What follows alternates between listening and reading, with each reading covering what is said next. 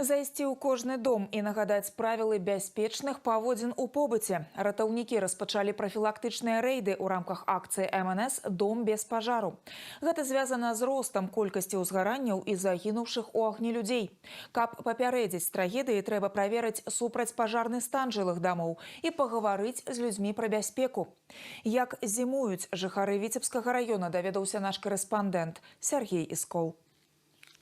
З надыходам зімы ў ратаўнікоў дзве бяды – лёд і агонь. Дакладней, аматары зімовай рыбалкі і пажары. І калі з першымі сітуацыя зараз спакойная, то статыстыка па ўзгараннях расце. Неабходны ўзмоцненыя меры, больш актыўная прафілактыка. У вёсцы Сакольнікі Віцебскага раёна на маршруце спецыялістаў некалькі дамоў. Асаблівая ўвага шматдзетным сем'ям, людзям з інваліднасцю, пенсіянерам і тым, хто злоўжывае алкаголем. Як паказвае практыка, далёка не ўсе клапоцяцца пра ўласную бяспеку. Супрацоўнікі МНС указваюць на недахопы і на першы раз папярэджваюць. Дверца топливника, она разваливается. Ее нужно заложить кирпичом, чтобы не было вот этих отверстий.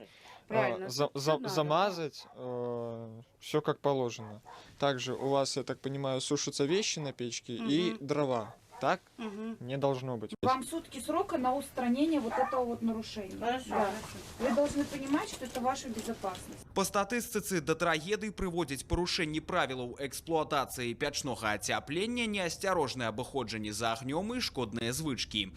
Таму дамы, якія трапілі ў блэк-ліст, супрацоўнікі МНС наведваюць не адзін раз, каб нагадаць элементарныя правілы паводзін у побыце і растлумачыць, што наяўнасць аўтаномнага пажарнага апавяшчальніка, своечасовы рамонт печаў, а галоўная уважлівасць – ключавыя складаючыя бяспекі. У нас в этом году уже за 3 недели произошло 35 пожаров только по причине нарушений правил эксплуатации печного отопления. Вот сейчас вы эксплуатируете печь с нарушениями.